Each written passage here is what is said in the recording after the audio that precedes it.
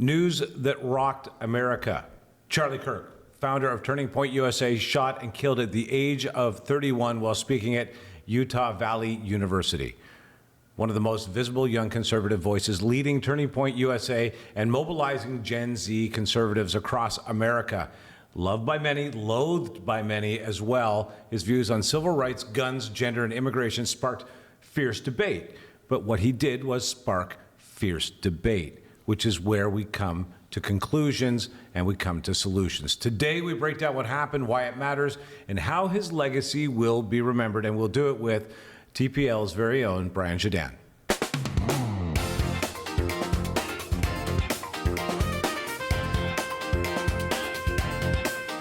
Well, Brian, thank you so much for joining me today to talk about this tragic incident. Yeah, it's actually horrible. I didn't find out about it until late yesterday afternoon. I was on my way home, funny enough, and I had listening to a podcast, and suddenly I was flipping through. I see Charlie Kirk shot, and I thought it was a gag for clicks. That's what I thought it was. And I turned it on, and there was Megyn Kelly speaking to Glenn Beck, and they were both in absolute tears. So I continued to listen, and by the time I got in the door and turned on the news, it was everywhere.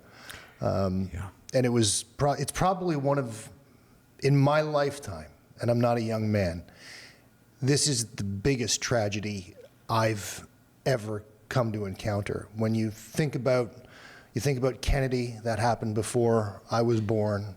Think about Reagan, I was too young to understand. And he survived. You think about Trump, and he survived, and we forgot all about that. And everyone let their guard down for a little while.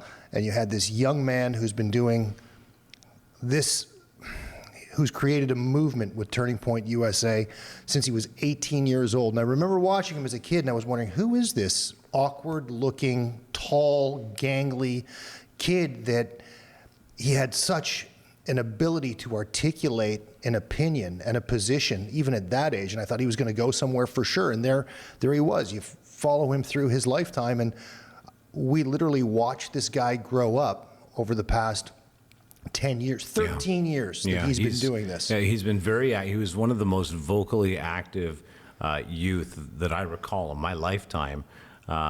Certainly out there on topics that are tough.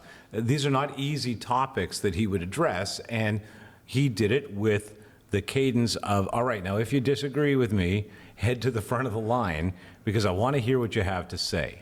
Maybe I'm going to miss something. Your opinion matters more to me than mine. And that was a position that not many people who are ready to debate their own philosophies or their own theories on how a country should run and how people should behave and how society should be set up. Those are all dangerous topics, and he did them fearlessly and still listened to the opposition.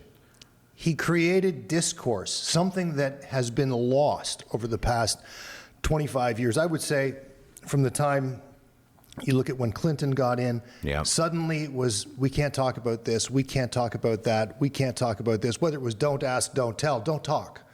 And this has been going on for a long time. And Charlie Kirk was the only young man that I've seen that came out with, he had a velvety voice. And when you listen to him, he had a way about him. He had a great delivery, And he got everyone to listen, and he got everyone to question, and he questioned everybody.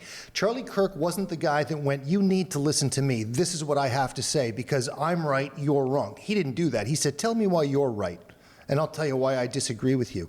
And that is lost completely. You can go to every other, I hate this left and right thing, but I'm going to say it just for the conversation now. You can go listen to the Young Turks, for example, and they're yelling and screaming at the top of their lungs. I'm right, I'm right, I'm right, everybody's wrong. And Charlie Kirk wanted to speak to the individuals. Right. And that's where he connected. That doesn't exist in a lot of realms of our society anymore. There is no, I believe this. Well, okay, well, tell me why. Well, this is what it is. Okay, well, I don't agree with you, and here are the reasons. And you could walk away from watching Charlie Kirk speak and go, well, he made some good points, he made some bad points. I still disagree with him, but... What a great conversation. What a great conversation. Right, what a meaningful debate. You know, it's so funny because One of the things that he said that I think really, I'll give you the top four, if you don't mind, of things that really set a fire when he said them. The Civil Rights Act of 1964 was a huge mistake, he said, claiming it produced permanent DEI-type bureaucracy and undermined constitutional freedoms. Now, whether you believe the sentiment or the accuracy or the efficacy of that, it is definitely an on-the-edge discussion to have in society. It's not a comfortable moment, but he had it. And, you know, whether you agree or disagree with it, it is definitely a topic that only he, as far as I know, was willing to get out there and talk about, and took the heat required to make him really think it through. And he changed his positions on occasion based on the opinions that came back. He said gun deaths are an acceptable cost of preserving the Second Amendment, likening them to traffic fatalities. That I'm seeing a lot of being reminded on Twitter and the other social medias right now. Sorry, X. He opposed gender-affirming care for transgender people, and he argued that there are only two genders, calling transgenderism lies that hurt people and abuse kids. Everybody leapt to that one in a big way. The left became incensed over it. He stood by it to the very end, asking people, convince me that I'm wrong with science, convince me that I'm wrong with psychology, give me a different position. He promoted the Great Replacement conspiracy theory, arguing that immigration policies and demographic changes are being used to reduce white political power. Once again, whether you believe it or not, he would produce the data and the extrapolations to think that through. I will tell you, almost none of these resonate with me. However, in each of these cases, he made a compelling argument on his own behalf. He did a fine job of it. Yeah. He did it in a way that people could understand and comprehend in simple language. He didn't hold himself above anyone else. And now the real question is, aside from all of those topics that are often labeled conspiracy theories or whatever else, the question remains, why? Why Charlie Kirk? Why that day? Why him? There are hundreds of other people that I don't want to get into any, this isn't to be negative, but there are lots of other people that could have been considered before him. Yeah. And I think he was chosen to go down this way because he had connected with so much youth, and he was about to shape the next 20 years of America. He started at 18. If by the time he was 50, he had mobilized his base into a voting base, he was on his way to being president. Brian, his current prime audience, Gen Z, has risen up and taken over Nepal, is rising up in different parts of Europe over immigration. Gen Z is a dangerous group to these governments. And I have to wonder if there is something to what you're saying. Do we need to take Gen Z down a notch? Now, if that was the mission, I'm going to tell you, it did not work, because both the left and the right are in turmoil over this, and Gen Z is going to start to fight with itself again, rather than listening to debate, rather than trying to have normal discourse on topics. Well, and that's good for politics, because you want two parties always. You don't need one party that comes together. And by the way, that's often viewed as communism if it's run a certain way. And so if you're going to try to stop Gen Z from participating with such fervor behind somebody that is bringing up the Christian right, removing him is not a bad first move.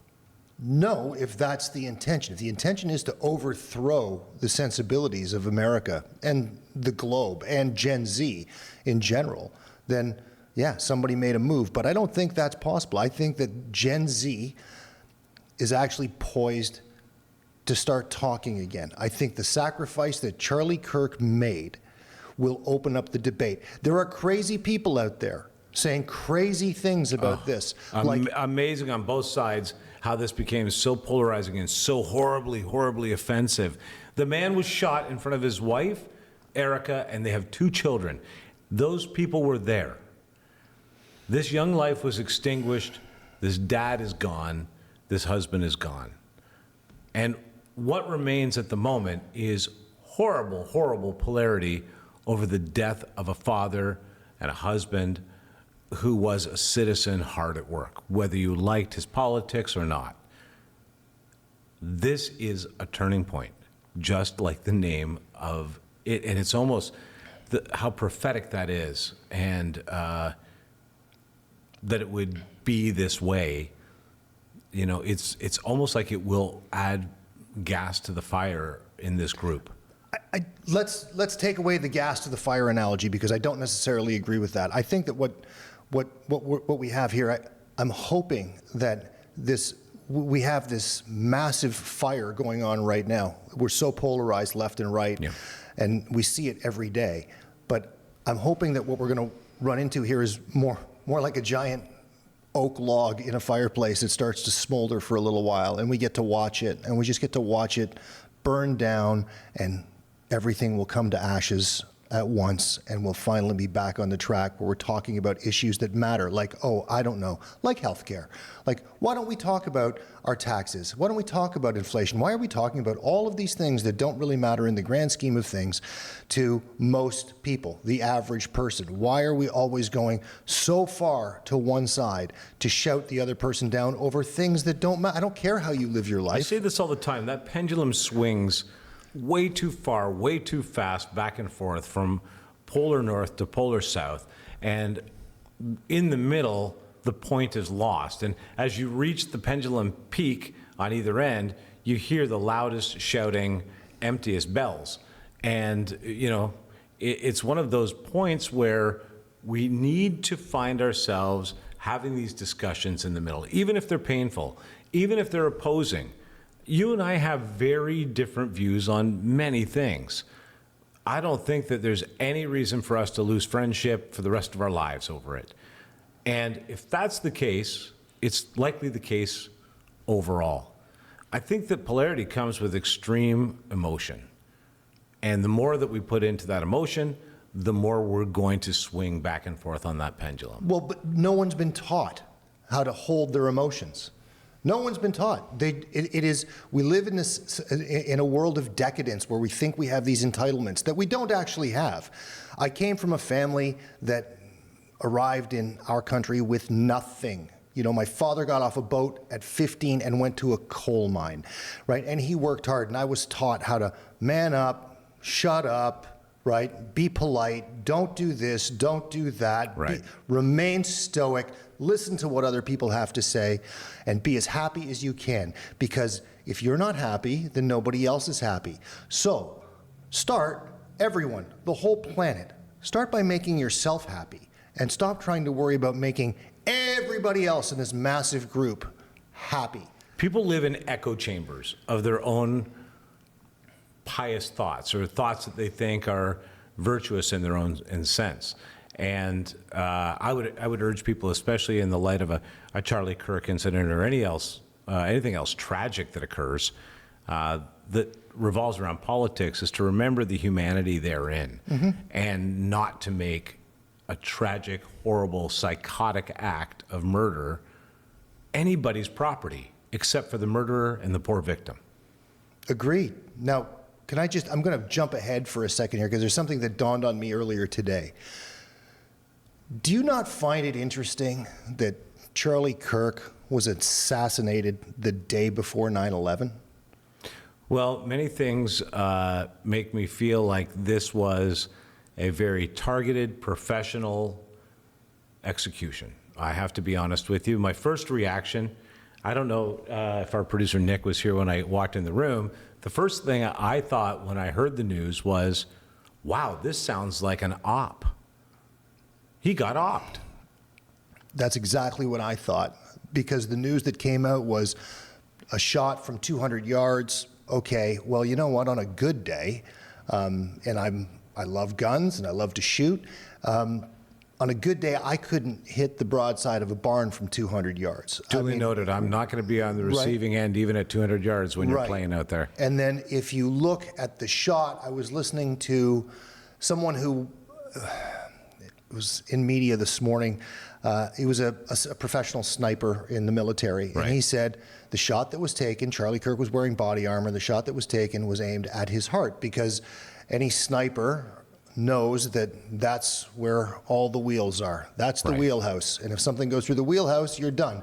Trying to make a headshot is a low percentage shot, and it's been said that that bullet struck Charlie Kirk's body armor and then ricocheted into his neck. That is a bit of the replay that we're seeing now. It looks either like the shot came, and I hate analyzing it because it makes me so sad every time I see it, but it looks like the shot comes up and through the shoulder. So if it ricocheted up and through his neck, that would make sense to me. But what didn't make sense was a clear shot that way and the bullet going up. Mm-hmm. So anyway, we will follow the investigation and we'll follow up on this.